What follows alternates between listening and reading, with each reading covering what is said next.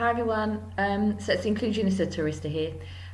This is my second film that I'm going to try to say something about things that have challenged me here, and I'm going to try to do two things in one film, but I'll see how the time goes. The first one is about language. So I expected there would be a difference in language in terms of we talk about disabled people in the UK and people here talk about people with disabilities. It's an age-old difference. I'm not going to get into that, but there are what's interested me here is the fact that people don't like to talk about disability. Well, if they do, they're describing the kind of like the difference in people, and people think that's negative, and so they've come up with alternatives to that. So for example, one school that I was in, the students talked about students with abilities, and they were describing disabled students when they used that language. But in other places, in other schools, they talk about students with exceptionalities. And there is also, I think it's a master's you can do at UMB here, a master's in students with exceptionalities. And yeah, I've got to tell you, I don't think it's great. I think the intention is to try to move away from the stigma that they believe there is around disability. And that's one thing, but I'm not sure using the language of students with abilities or exceptionalities is the answer to that, because you're just replacing one label with another and you're essentially meaning the same thing.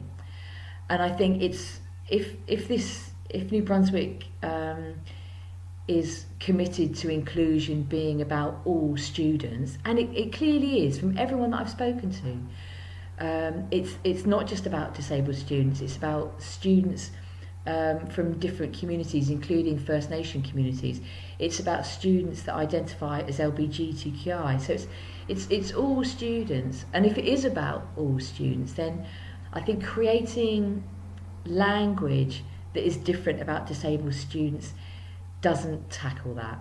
I think what people here need to do is to tackle the language of moving or tackling the negativity that there is around disability. And I think the way to do that is to really talk about disability from a social model perspective. So recognising that disability is a social construct that restricts disabled people from having choice and control, from doing the things that we want to do, from reaching our potential rather than a potential that is prescribed from a normative standard. It's about seeing disability in those terms rather than as a descriptor of difference, and that difference being negative.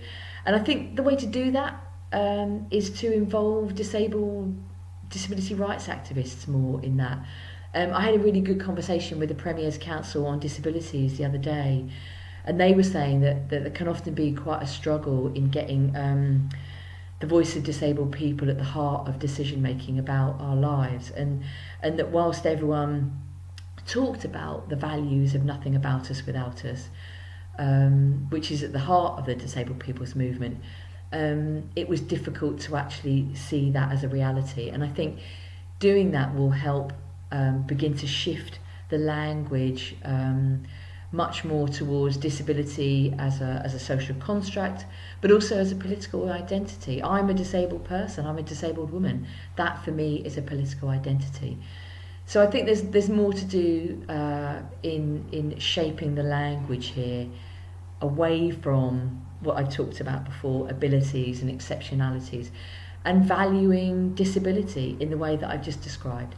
And I think that will empower everyone working in education, but also it needs to empower disabled young people too, to recognise that disability is a positive identity. So